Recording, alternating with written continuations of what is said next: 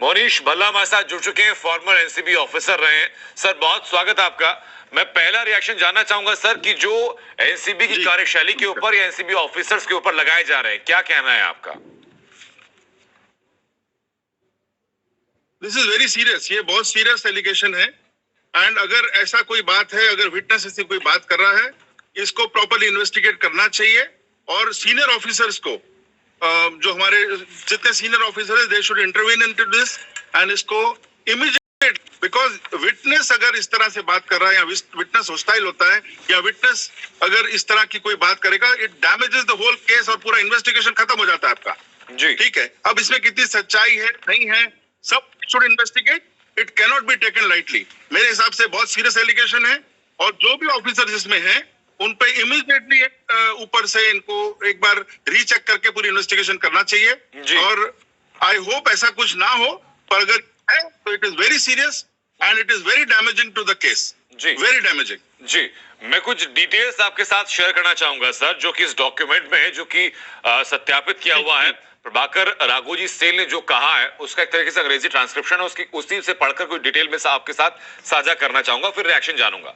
इसमें वो कह रहा है कि 1 अक्टूबर 2021 समय रात के 9:45 बजे मुझे फोन किया गया और एक कहा गया कि सुबह 7:30 बजे मुझे तैयार रहना है, और उसके बाद केपी गोसावी वहां से चला गया। 2 अक्टूबर को 7:35 पर किरण गोसावी मुझे कॉल करता है और कहता है 500 रुपए मेरे गूगल पे अकाउंट में ट्रांसफर करते हुए कि मुझे कोई लोकेशन वो व्हाट्सएप पर भेज रहा है और मुझे लोकेशन पर जाने के लिए कहा। मैं सीएससी स्टेशन पहुंचा। 8:45 पर मेरी लोकेशन मुझे व्हाट्सएप पर मिली, वो एनसीबी ऑफिस की लोकेशन थी। मैं वहां पहुंचा और देखा कि वहां पर एक MH12 नंबर की एक व्हाइट इनोवा कार खड़ी हुई थी। उसका पूरा नंबर उसने मेंशन किया हुआ है एनसीबी ऑफिस के बाहर। वहां पर ड्राइवर मौजूद था, उसका नाम लिया विजय सूर्यवंशी। मैंने विजय सूर्यवंशी से पूछा कि केपी गोसावी कहां है, तो उसने मुझे बताया कि केपी गोसावी एनसीबी ऑफिस में है, चूंकि वह एनसीबी के किसी अधिकारी से मुलाकात कर रहा है। मैं ड्राइवर के साथ 10 बजे तक वहां बैठा रहा, यानी तकरीबन सवा घंटा, और उसके बाद केपी गोसावी बाहर आता है एनसीबी ऑफिसर के साथ में, ड्राइवर के साथ इनोवा लेके चले जाता है और मुझे वहीं पर इंतजार करने के लिए कहा जाता है। इसके अलावा एक इंसिडेंस का जिक्र उसमें किया गया सर, जो कि कुछ वक्त बाद का है। इसमें इंसिडेंस में लिखा गया कि लगभग दोपहर 12:30 बजे किरण गोसावी एनसीबी ऑफिसर के साथ आरन खान को इनोवा से के साथ एनसीबी ऑफिस लेकर आता है। मैं चलकर एनसीबी ऑफिस जाता हूं।